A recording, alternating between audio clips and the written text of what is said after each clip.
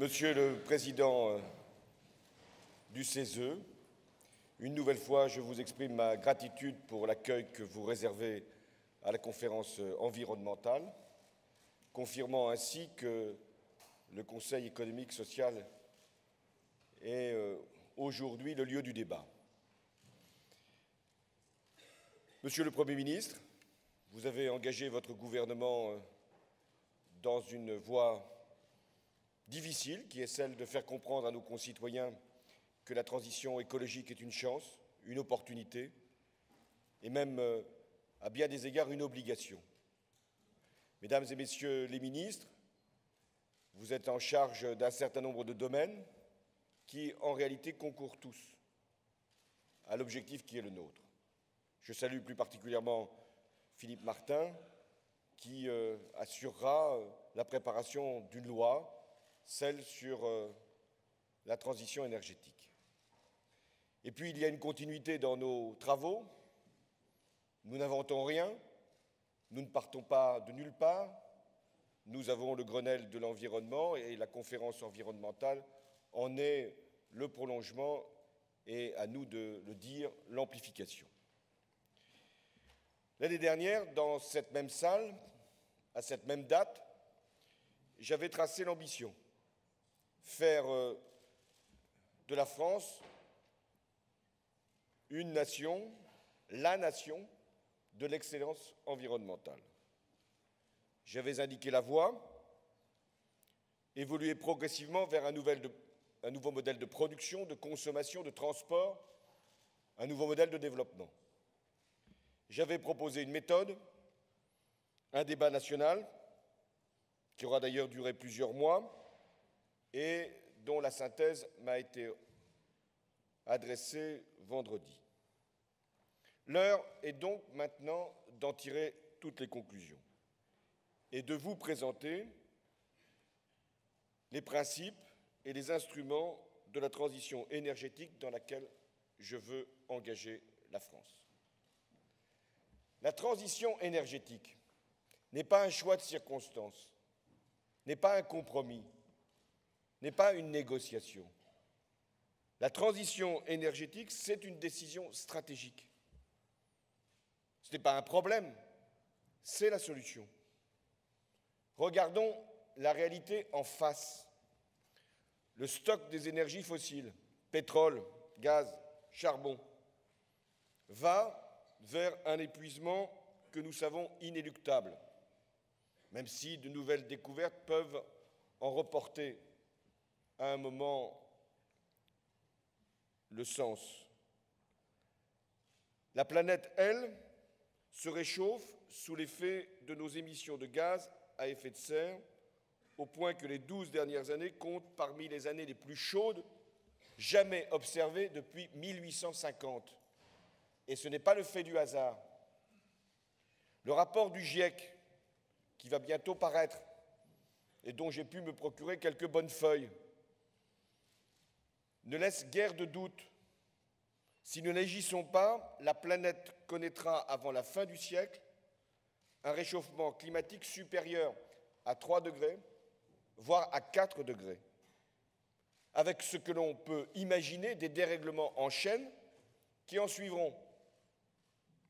Canicules, inondations, sécheresse, bouleversement des écosystèmes, perte de la biodiversité, notamment dans les océans.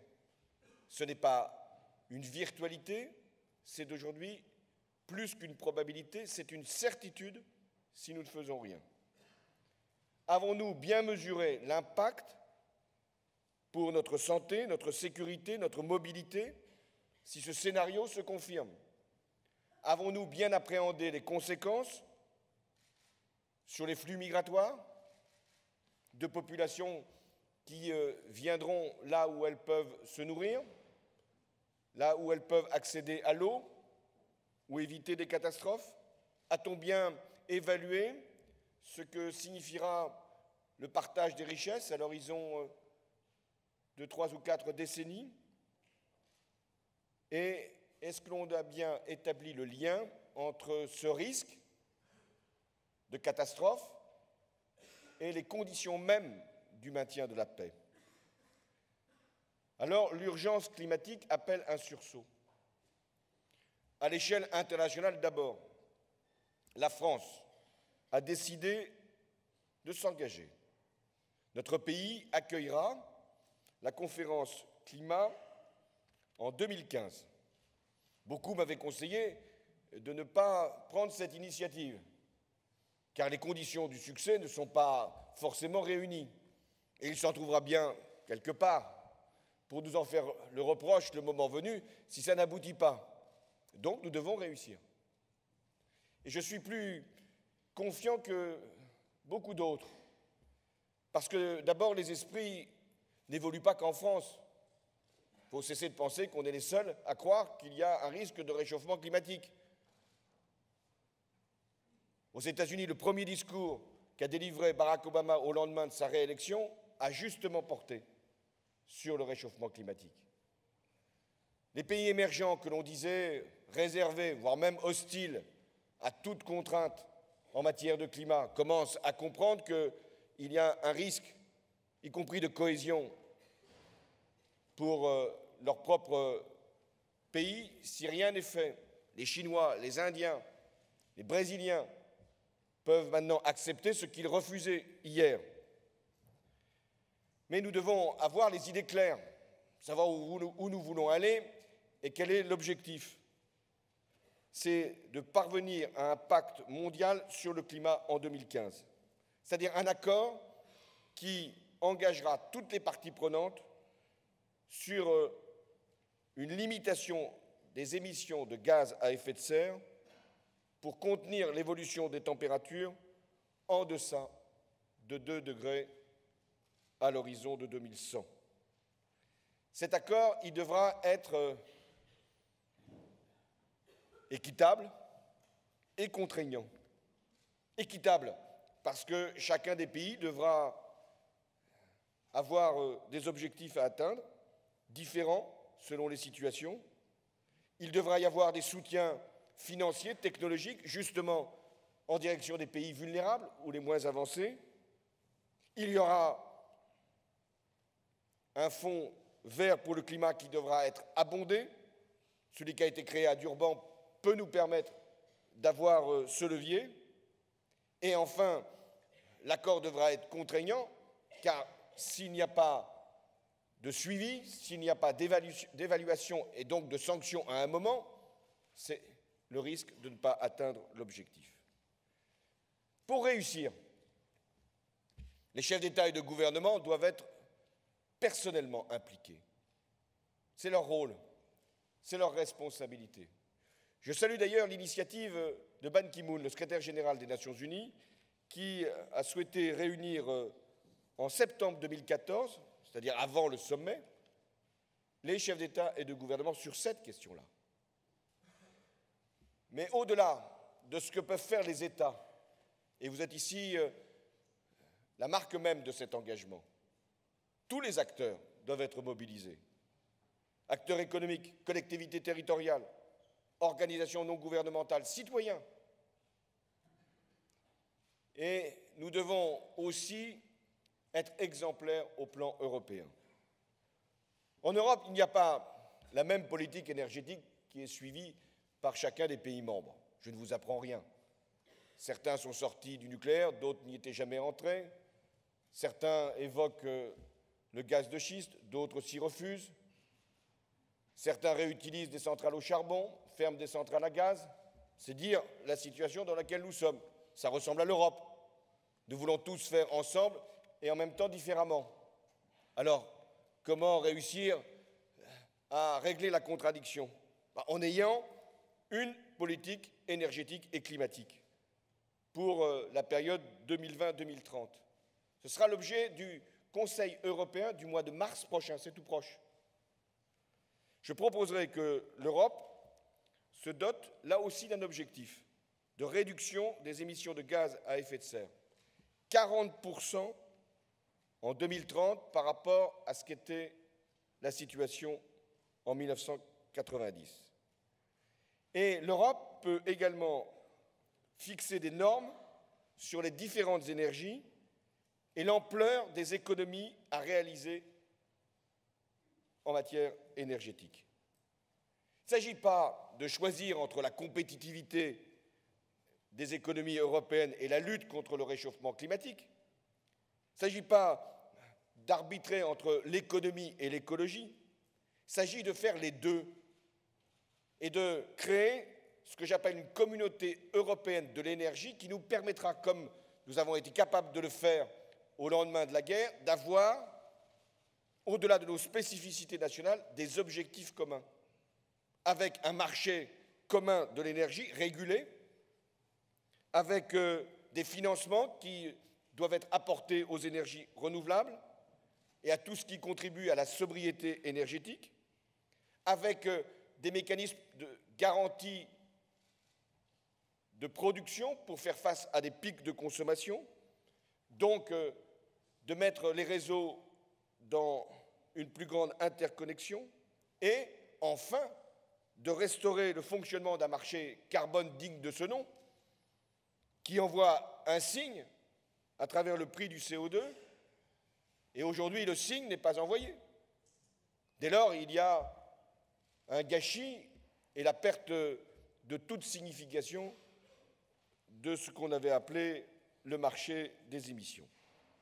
L'Europe devra également faire apparaître un mécanisme d'inclusion carbone, autrement dit, une taxe carbone aux frontières.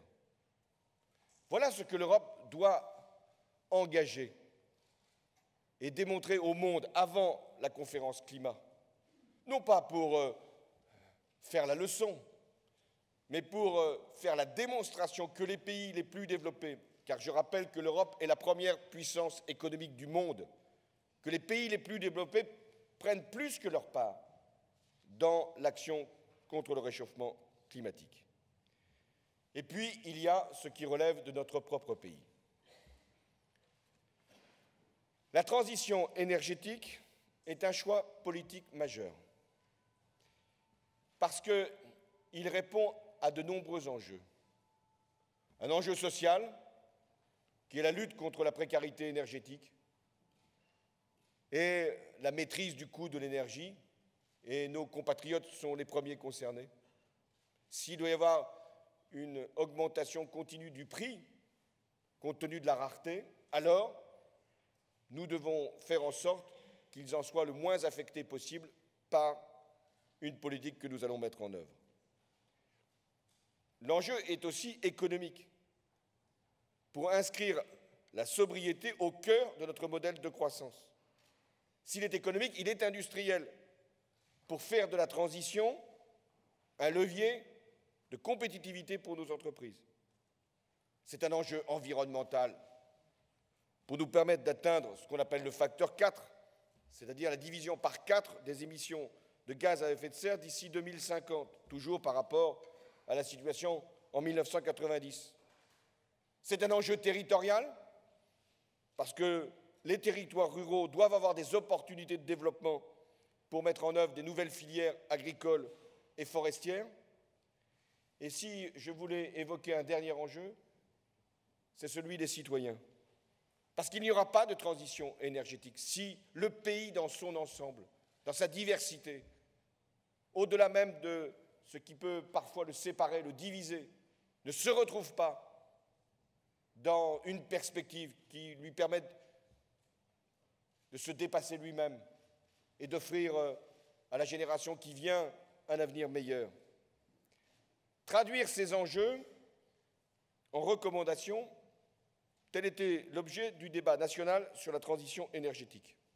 Il vient d'avoir lieu plusieurs mois d'échanges avec la participation de plus de 200 000 citoyens, 1000 réunions publiques, des outils de démocratie participative et enfin une synthèse. Une synthèse, ça veut dire qu'on a cherché à mettre tout ce qui pouvait rapprocher, rassembler, réunir et à laisser au pouvoir public le soin de trancher, et c'est son rôle, les questions les plus difficiles. Mais si l'on regarde ce qui nous reste à faire, il y a eu plus de convergence que de divergence. Et là était l'essentiel. Je remercie Laurence Tubiana, son équipe pour le travail fait et à tous les acteurs d'avoir bien compris le sens du travail qui était proposé. La transition énergétique, c'est un acte d'adhésion avant d'être un acte de volonté, un acte de participation avant d'être un acte de souveraineté, et un acte de conviction avant d'être un acte d'autorité. Mais nous devons agir. Avoir une vision, c'est bien, agir, c'est mieux. La transition est un mouvement et doit avoir donc deux jambes.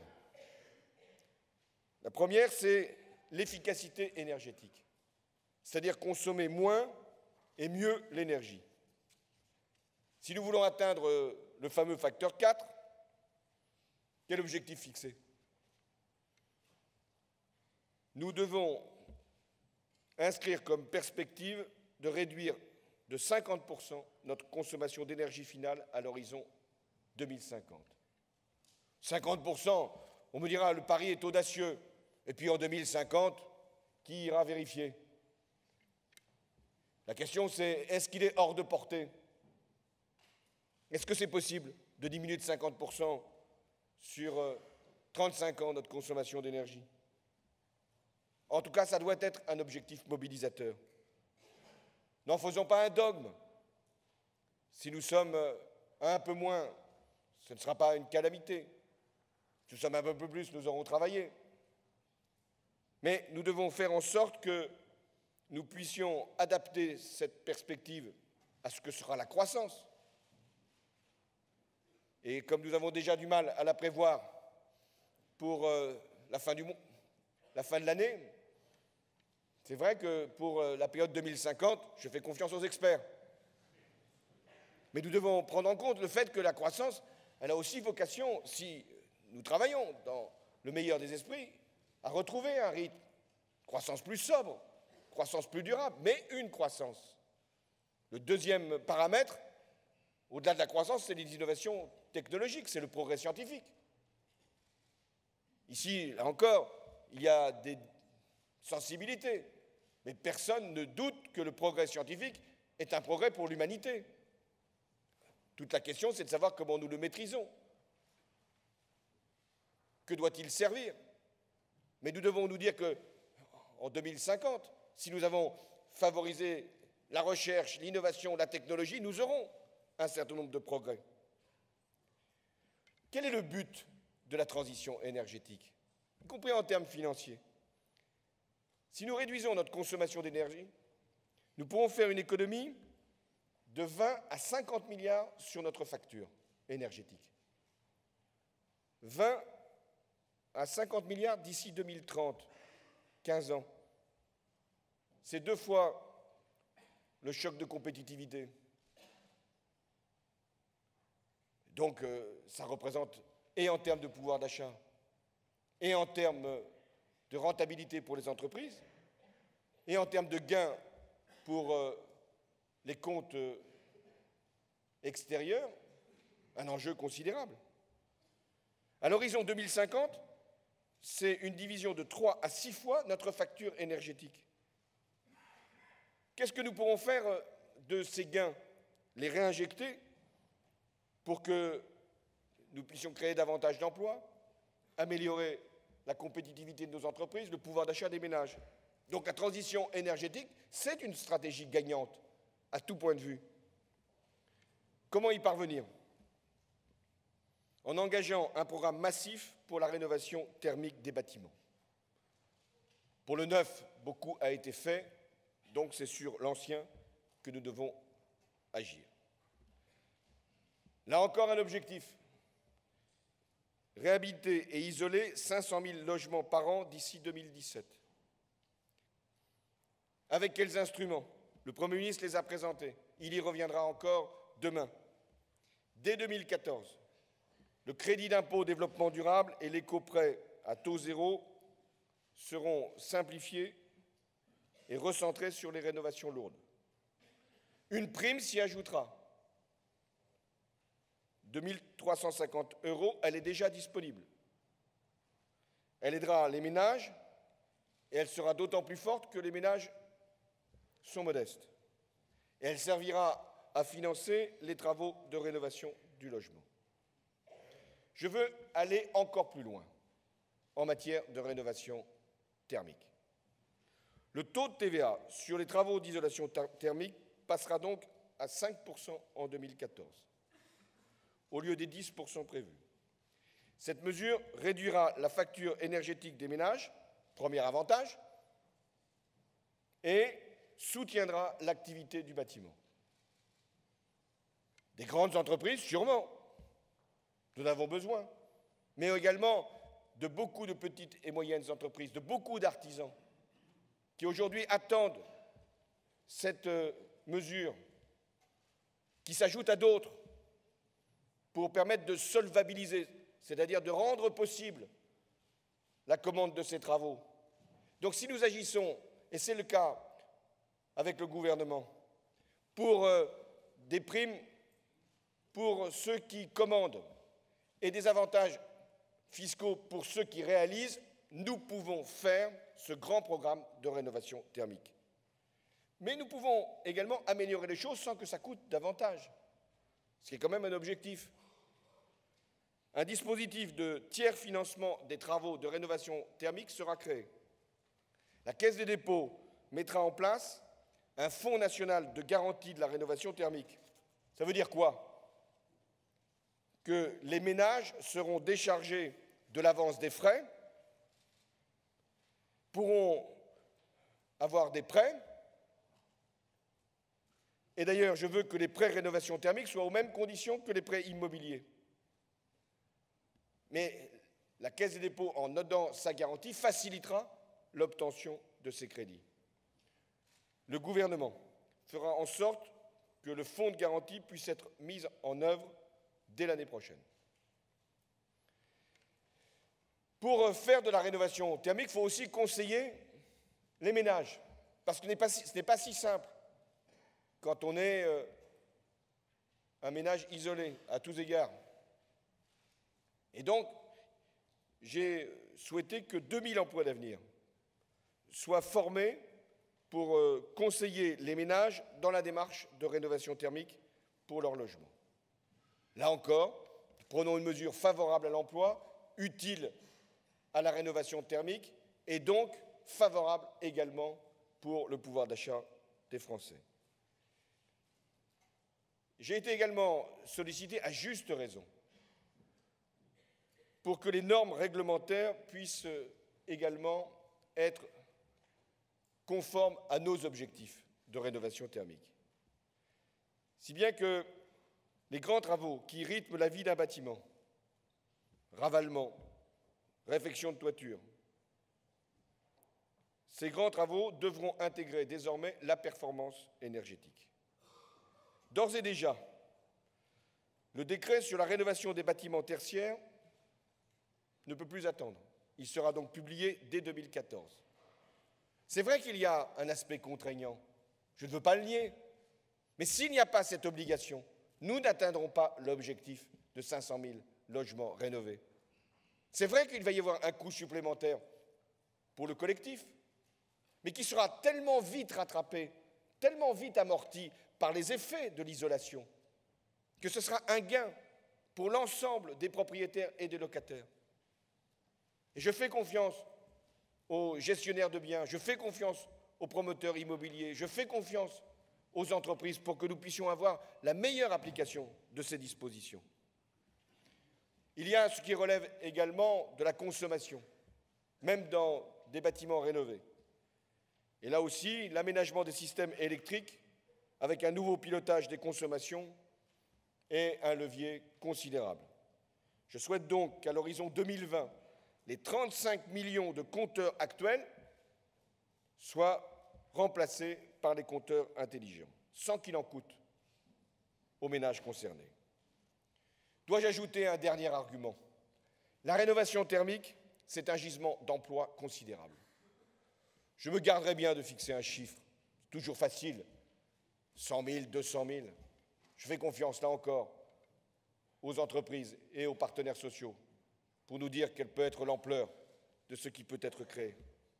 Mais s'il n'y a pas, de la part de l'État, de la part des partenaires sociaux, un mouvement de formation professionnelle pour ces nouvelles qualifications, pour ces nouveaux métiers, nous passerons à côté de la création d'emplois non délocalisables, d'emplois correctement rémunérés et d'emplois utiles.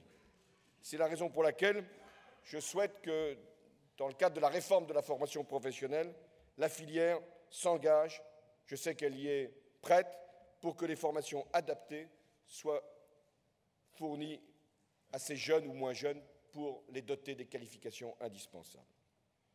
Toujours dans l'idée de consommer moins d'énergie, c'est la réduction des besoins de mobilité. Les 2/3 des nouveaux logements construits depuis 40 ans sont constitués de maisons individuelles, en périphérie des villes ou à la campagne. C'est vrai que c'est une aspiration, mais qui, si elle n'est pas maîtrisée, est extrêmement coûteuse et pour les occupants de ces logements et pour la collectivité.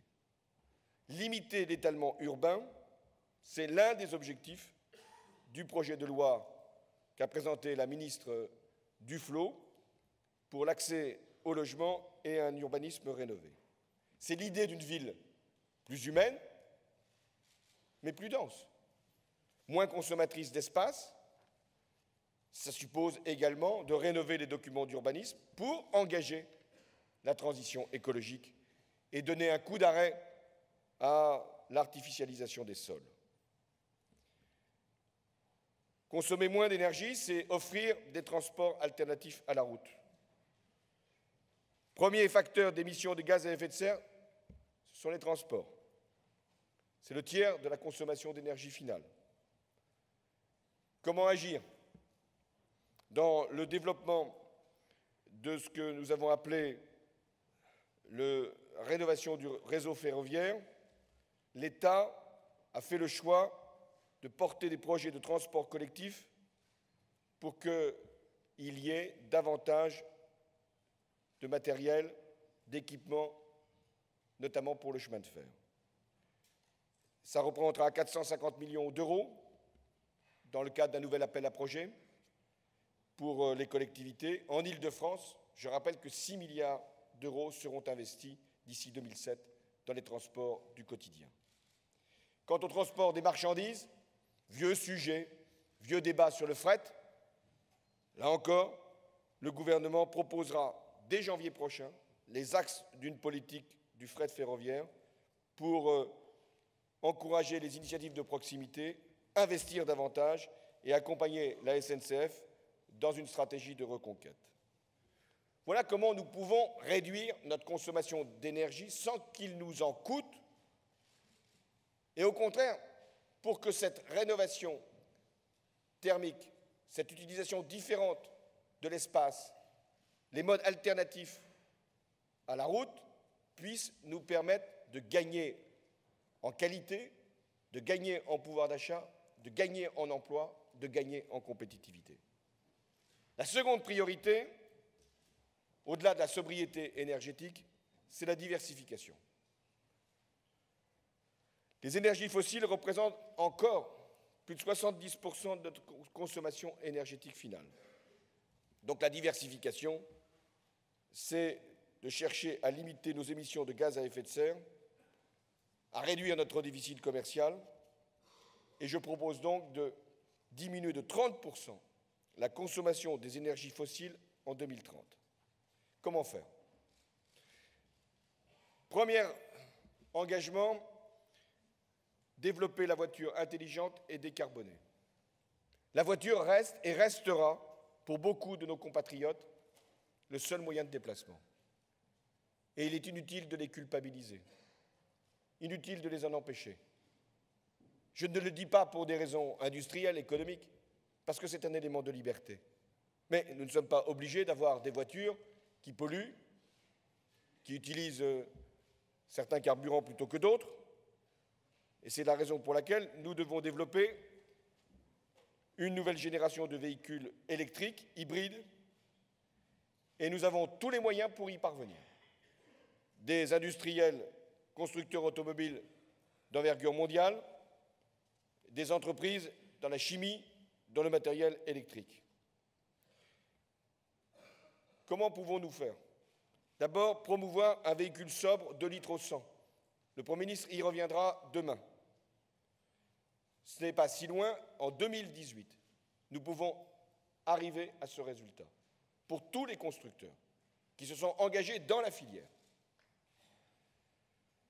Nous pouvons également changer la politique d'achat de l'État et même des collectivités locales. Je salue ici leurs représentants. Pour l'État, 25% des nouveaux véhicules commandés seront des véhicules électriques ou hybrides. Et tout nouveau véhicule à usage urbain sera électrique.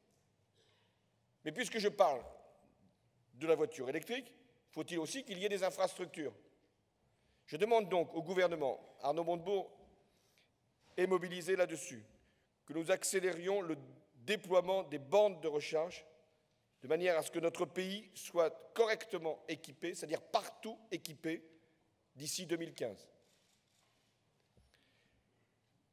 Autre élément qui nous permet de penser que nous pouvons diversifier davantage, c'est tout ce que nous pouvons faire pour la valorisation énergétique de la biomasse d'origine agricole, qui constitue une voie originale de développement.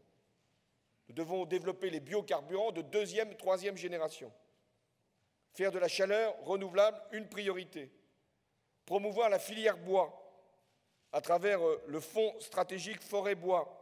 Je rappelle que nous avons la plus merveilleuse forêt et le plus gros déficit commercial pour sa valorisation. Et je me félicite que les acteurs de cette filière soient maintenant au Conseil national de la transition écologique. Je compte sur eux pour que nous puissions transformer, valoriser. Et il y a un grand projet industriel des immeubles en bois qui, là encore, peut donner une perspective à ce secteur.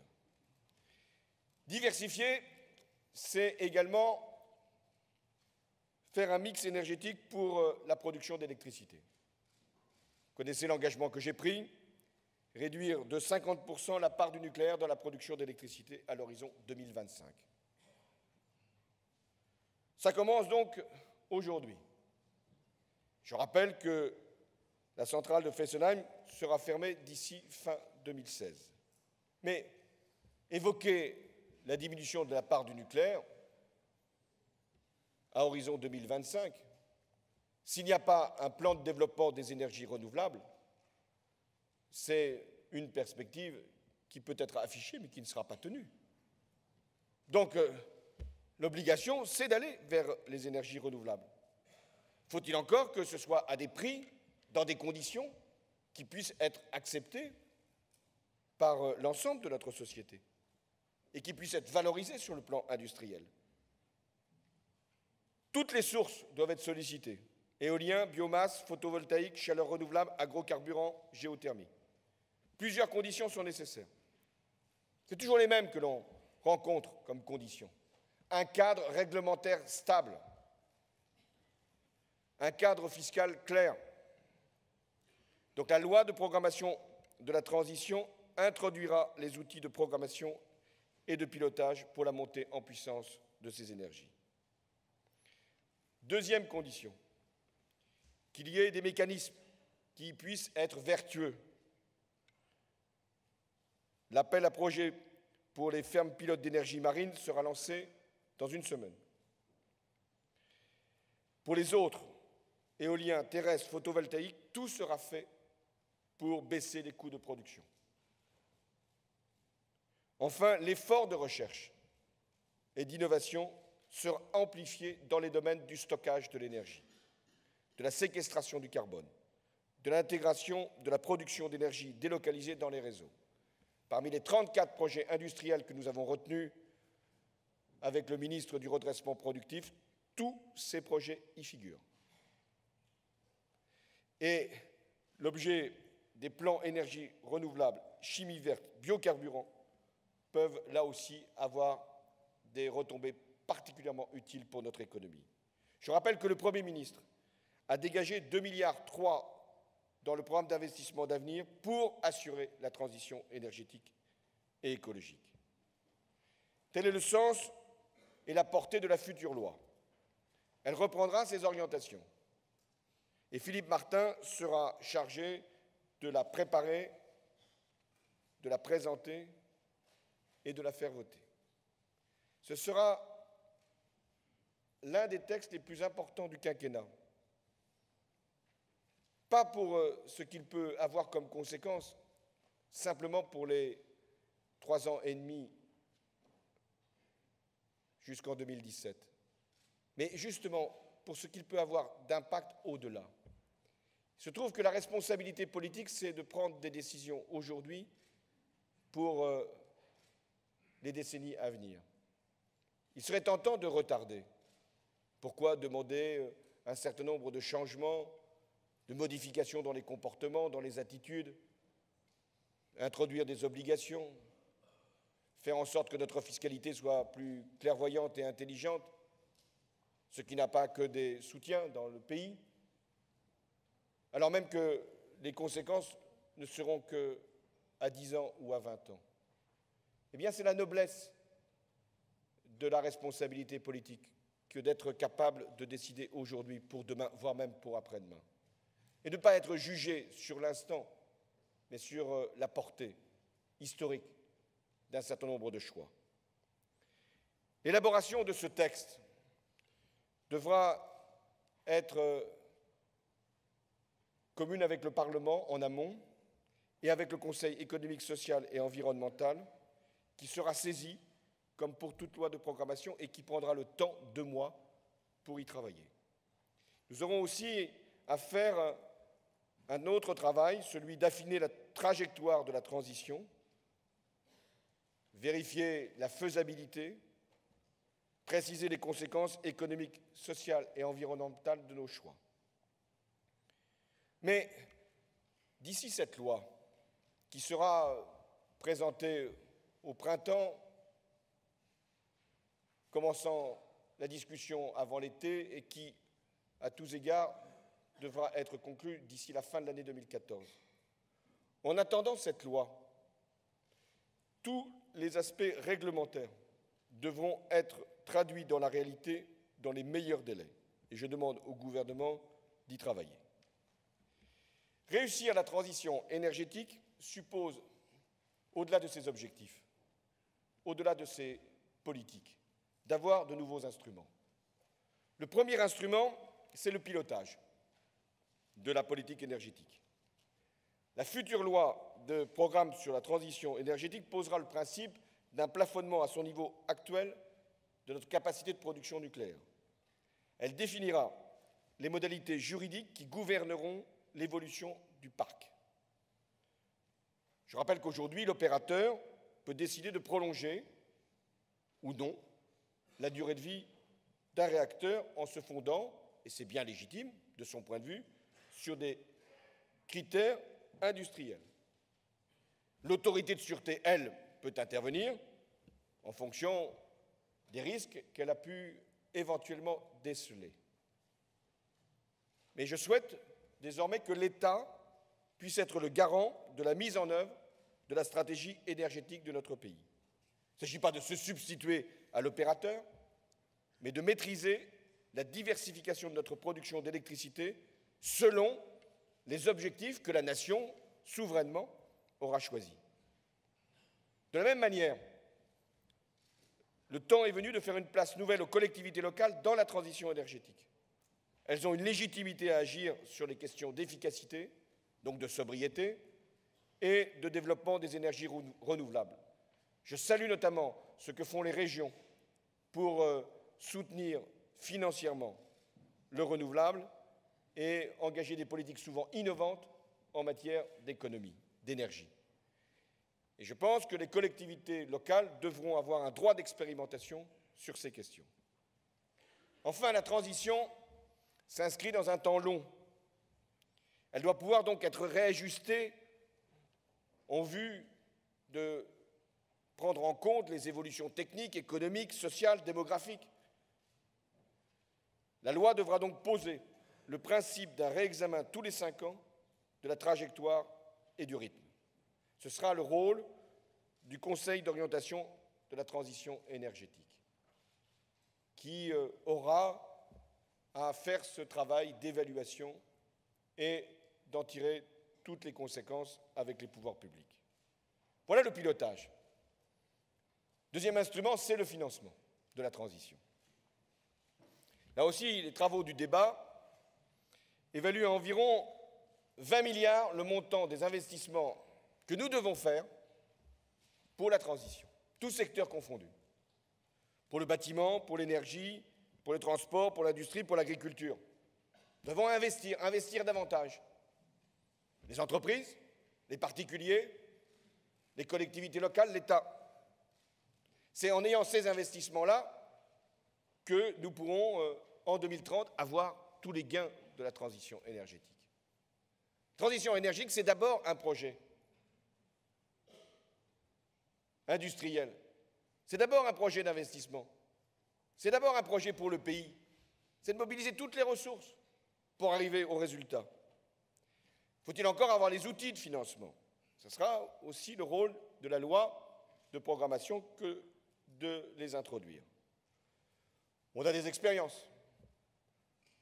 Le tarif de rachat garanti ne permet pas toujours de réguler au mieux et d'orienter correctement la production.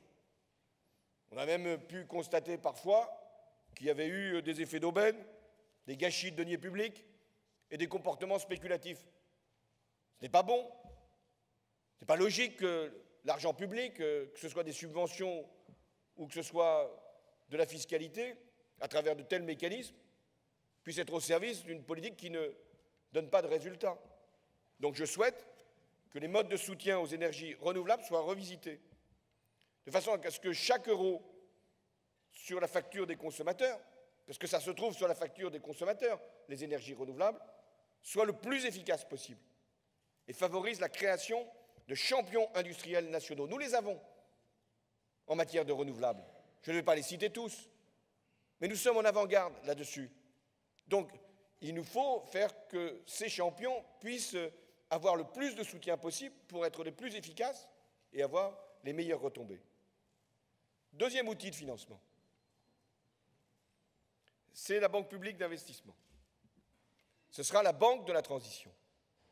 Ces financements devront être adaptés aux petites et moyennes entreprises avec des seuils minimaux abaissés. Et nous savons bien que pour financer des projets longs, je les ai évoqués, que ce soit sur la rénovation thermique, que ce soit sur la réduction de la consommation, que ce soit sur les objets nouveaux ou les véhicules, ce sont des projets à 20 ans, 30 ans. Donc ça suppose d'avoir une banque publique qui prenne le risque de cette durée avec le secteur bancaire. Car il nous faut aussi associer le secteur bancaire. C'est pourquoi le gouvernement de Jean-Marc Ayrault organisera au printemps prochain une conférence bancaire et financière de la transition énergétique pour mobiliser tous les produits d'épargne qui existent déjà, pas besoin d'en inventer d'autres, livret de développement durable, assurance vie, tout ce qui peut être un moyen, je ne parle pas simplement du livret A, tout ce qui peut être un moyen de collecter de l'épargne à des fins de soutenir la transition énergétique doit être encouragé. Troisième instrument, la fiscalité écologique. L'introduction d'une assiette carbone dans le projet de loi de finances 2014 est un acte politique fort, et je l'assume.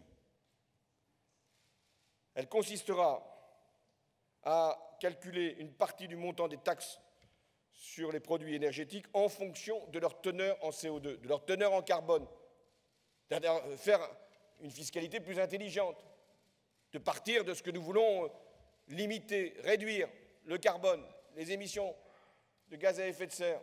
Donc la fiscalité écologique sera rénovée, repensée, recalculée à partir de ce seul critère. Et à travers tous les instruments, pas besoin d'en inventer de nouveaux. La montée en charge de la contribution sera forcément graduelle, progressive. Et la trajectoire sera définie à l'avance et présentée dès cette année. À quoi doit-elle servir cette contribution? S'il s'agit de lever un impôt de plus, il y en a suffisamment. Il s'agit de financer la transition énergétique et donc de répartir ce qui aura été produit au bénéfice des ménages et des entreprises en termes de compensation par des baisses de prélèvements. Et c'est comme ça que nous pouvons faire que nos compatriotes adhèrent à un tel projet, puisque ce n'est pas une fiscalité supplémentaire, c'est une nouvelle fiscalité qui, pour les ménages, se traduit par un certain nombre de gains identifiés. J'ai évoqué la baisse de la TVA sur la rénovation thermique, sur l'isolation. Mais on a évoqué aussi, le Premier ministre hier, le crédit d'impôt. Donc il y a une partie qui va aller vers les ménages et une partie aussi vers les entreprises, parce que la fiscalité écologique doit financer le crédit d'impôt compétitivité et croissance, emploi.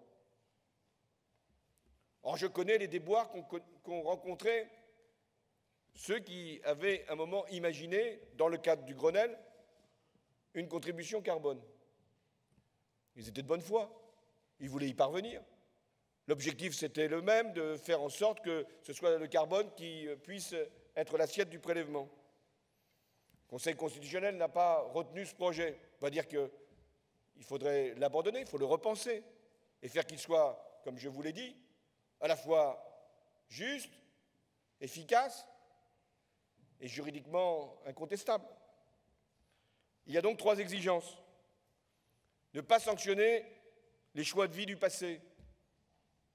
C'est-à-dire considérer que ceux qui ont une passoire énergétique doivent en être aujourd'hui les victimes. Ce qui compte, c'est d'inciter, d'orienter les choix du futur.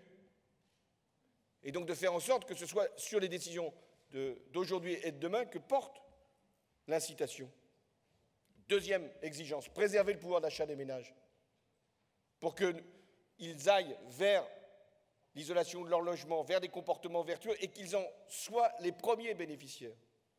Enfin, dernière exigence, conférer à nos entreprises, à notre économie, un avantage compétitif en permettant de moins taxer le travail. Si on taxe moins le travail et plus la pollution, nous avons rendu service et à la compétitivité et à l'environnement. Pourquoi s'en priver? Mesdames et messieurs, je voulais vous parler essentiellement ce matin de la transition énergétique, parce que c'est l'engagement que nous avons à prendre. Comme chef de l'État, je l'assume, mais aussi comme acteur économique, comme acteurs sociaux, comme représentant des organisations non gouvernementales, des associations, des collectivités locales, tout ce que nous avons à faire pour notre pays. J'aurais pu vous parler de tous les sujets de la conférence sur l'économie circulaire, qui est un principe d'évidence, faire que les déchets soient une matière première, que nous puissions en tirer un argument en termes d'indépendance économique ou énergétique. Et là encore, quand une économie peut permettre de régler une question environnementale, le déchet, et en même temps nous donner une performance supplémentaire, allons dans cette direction et vous aurez plein de moyens d'illustrer cette politique que le Premier ministre développera samedi. J'aurais pu vous parler d'éducation, le ministre est là, car si nous voulons changer les comportements, mieux vaut dire à nos enfants tout de suite comment mieux consommer, mieux produire et mieux circuler. Et l'éducation à l'environnement devra trouver sa place.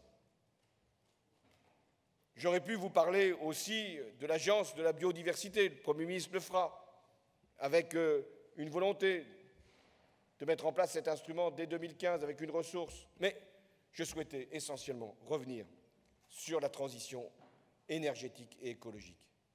Parce que c'est une grande cause nationale. Elle ne doit pas nous diviser. Elle ne nous divise pas. Elle nous rassemble. Elle nous invite à repenser notre modèle de consommation, de production, de développement, de croissance, de savoir ce qui est rare et ce qui a de la valeur. Ces questions-là, d'ailleurs, sont posées dans plein de domaines de la vie économique, sociale, culturelle. Qu'est-ce qui est rare? Qu'est-ce qui doit être protégé? Quelle est la valeur même de biens apparemment gratuits? Quel est le sens de ce que nous décidons chaque jour par nos comportements?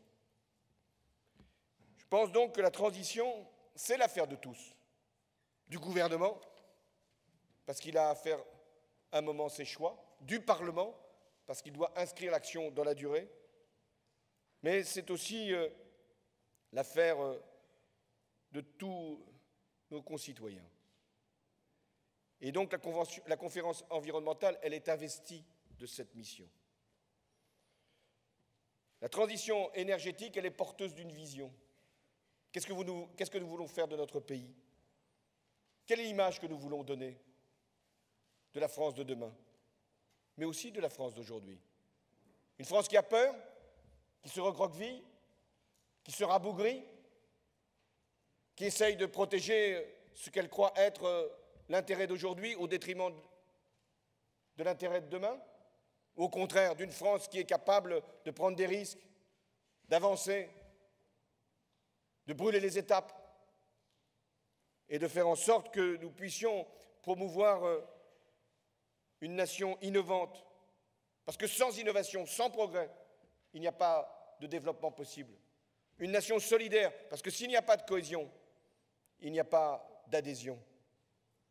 Une France qui soit capable, en Europe, et au-delà des scrutins qui s'annoncent, de reprendre l'initiative avec nos amis allemands sur cette question de l'Europe de l'énergie. Une France qui soit capable d'organiser une conférence climat, non pas simplement pour jouer les pays hôtes, dans une perspective touristique. Non, conférence climat qui doit aboutir, parce que précisément la précédente a échoué. Oui, voilà l'idée que je me fais de la France aujourd'hui à travers cette conférence environnementale. Ce n'est pas de savoir qui va avoir raison ou qui va avoir tort, qui va avoir sa part ou qui ne l'aura pas. C'est l'ensemble du pays qui doit se considérer aujourd'hui comme bénéficiaire de la transition. Il n'y a pas beaucoup de défis globaux pour une société. Il y a de savoir si nous sommes capables de vivre ensemble. Chaque fois, nous devons nous reposer cette question. Il y a le défi de la compétitivité. Est-ce que nous sommes capables de produire ensemble, de garder notre indépendance? Il y a le défi de notre influence dans le monde. J'étais hier à Bamako, au Mali. La France y a été fêtée parce qu'elle a été capable de porter des valeurs et des principes, parce qu'elle a été regardée non pas comme une puissance protectrice, cherchant à capter une influence, mais comme une puissance libératrice. La France, elle a aussi le défi de son avenir, d'être capable de montrer l'exemple. On parle souvent de l'exception française, au point même de lasser nos partenaires, qui à force nous disent que nous sommes vraiment une exception. Donc nous devons être plutôt exceptionnels, c'est-à-dire, en l'occurrence, de pouvoir tracer l'avenir. C'est ce qui fait les grandes nations, celles qui sont capables de voir plus loin que les autres.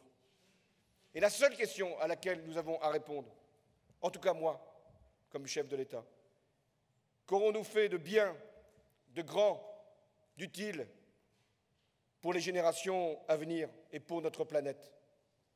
Si nous savons répondre à cette question, alors nous pouvons dire que la France sera toujours la France. Et ma conviction, c'est que la transition énergétique est la réponse. Merci.